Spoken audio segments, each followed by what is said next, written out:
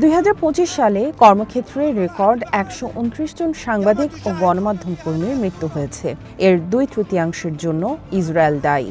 বিশ্বব্যাপী সাংবাদিকদের সুরক্ষা নিয়ে কাজ করা আন্তর্জাতিক সংস্থা কমিটি টু প্রোটেক্ট জার্নালিস্টস সিপিজের বার্ষিক প্রতিবেদনে উঠে এসেছে এ তথ্য।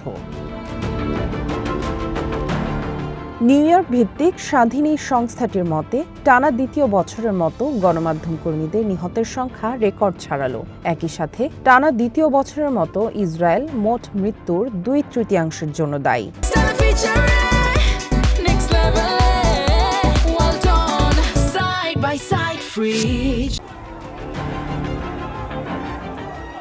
সিপিজের প্রতিবেদনে বলা হয়েছে ২০২৫ সালে ইসরায়েলি হামলায় ৮৬ জন সাংবাদিক নিহত হয়েছেন। তাদের বেশিরভাগই গাজার ফিলিস্তিনি সাংবাদিক। এছাড়া ইয়েমেনের সশস্ত্র গোষ্ঠী হুথিদের একটি মিডিয়া সেন্টারে ইসরায়েলের হামলায় ৩১ জন সংবাদকর্মী নিহত হন।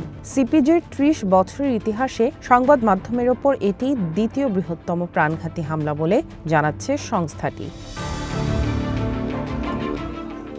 সিপিজে আরও জানায়, নিহতদের মধ্যে অন্তত ৪৭ জন সাংবাদিককে সরাসরি লক্ষ্য করে বা সুপরিকল্পিতভাবে হত্যা করা হয়েছে। এর মধ্যে ৮১% খুনের পেছনে রয়েছে ইসরায়েল। তবে গাজায় সংবাদ মাধ্যমের প্রবেশে কড়াকড়ি থাকায় নিহতের প্রকৃত সংখ্যা আরও বেশি হতে পারে। ইসরায়েলি সেনাবাহিনী এ বিষয়ে সরাসরি কোনো মন্তব্য করেনি। তবে এর আগে তারা দাবি করেছিল যে ইসরায়েলি সেনাবাহিনী শুধু হামাস যোদ্ধাদের লক্ষ্য করে হামলা চালায়। এছাড়া ইয়েমেনের ওই হামলার পর সেটি হুথিদের প্রোপাগান্ডা ছড়ানোর কাজে ব্যবহৃত হতো বলে হামলায় ন্যায্যতা দেওয়ার চেষ্টা করে ইসরায়েল।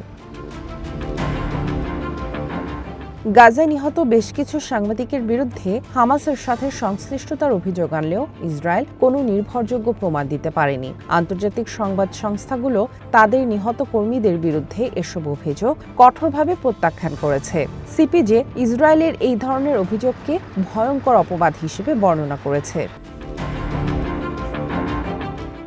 ইসরায়েল গাজায় বিদেশি সাংবাদিকদের প্রবেশের অনুমতি না দেয়ায় সেখানে নিহত গণমাধ্যম কর্মীদের সবাই ছিলেন ফিলিস্তিনি। গত বছরের উল্লেখযোগ্য নিহত সাংবাদিকদের একজন হলেন রয়টার্সের হুসাম আল মাসরি। অগাস্টে গাজার নাসের হাসপাতাল থেকে লাইভ কভারেজের সময় তিনি ইসরায়েলি হামলায় নিহত হন।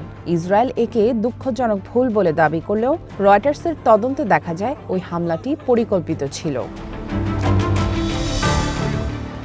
সিপিজের প্রতিবেদন বলছে, গাজা ও ইয়েমেন ছাড়াও সাংবাদিকদের জন্য ঝুঁকিপূর্ণ ছিল সুদান, মেক্সিকো, ইউক্রেন এবং ফিলিপিন্স।